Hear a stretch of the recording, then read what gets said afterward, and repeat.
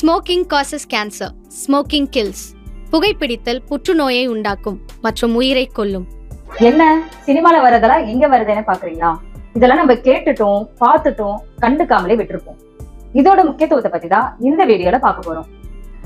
Oral cancer. Oral கேன்சரா அப்படின்னா என்ன? நம்ம வாய்ப்பகுதிகளான உதடு, நாக்கு, நாக்கின் கீழ்ப்பகுதி, கன்னம், ஈறுகள், அன்னம், இந்த டிஷ்யூஸ்ல சில கார்சினோஜெனிக் ஏஜென்ட்ஸ்னால அப்நார்மல் அண்ட் அன்கண்ட்ரோல்டா நம்ம பாடி செல்ஸ் பிரிந்து வளர்ச்சி அடைந்து கட்டிகளை உருவாக்கும். அது மட்டும் இல்லாம நம்ம பிளட் அண்ட் லிம்பாட்டிக் சிஸ்டம், அதாவது நிணநீர் அமைப்பு வழியாக இந்த cancer cells other part of the பாடிக்கும் ஸ்ப்ரெட் ஆகும். ஓரல் கேன்சர் உடனே வருமானு கேட்டீங்கன்னா வராது.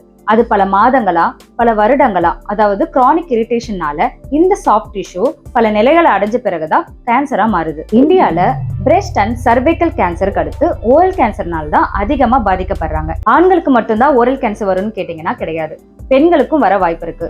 கம்பேரிட்டிவ்லி பெண்களை விட ஆண்களுக்கு அதிகமா ஏற்படும். புகையில பழக்கம் தான் ஓரல் கேன்சருக்கு ஒரு மேஜர் ரீசனா இருக்கு. இது ஸ்மோக்கிங், சூவிங், ஸ்னஃபிங் இந்த விதங்கள்ல பயன்படுத்தப்படுது. புகையிலைய அதிக அளவுல யூஸ் பண்றதுனால அதுல இருக்கக்கூடிய ஹார்ம்ஃபுல் கெமிக்கல்ஸை சாஃப்ட் டிஷ்யூ அப்சர்வ் பண்ணும். இது கான்ஸ்டன்டா நடக்கிறதுனால டிஷ்யூ டேமேஜ் ஆகி நாளடைவுல கேன்சரா மாறிடுது. கேன்சர் ஒரு உயிர்கொல்லி நோய் என்பதனால இந்த புகையில பழக்கத்தை முற்றிலும் தவிர்த்திடுங்க.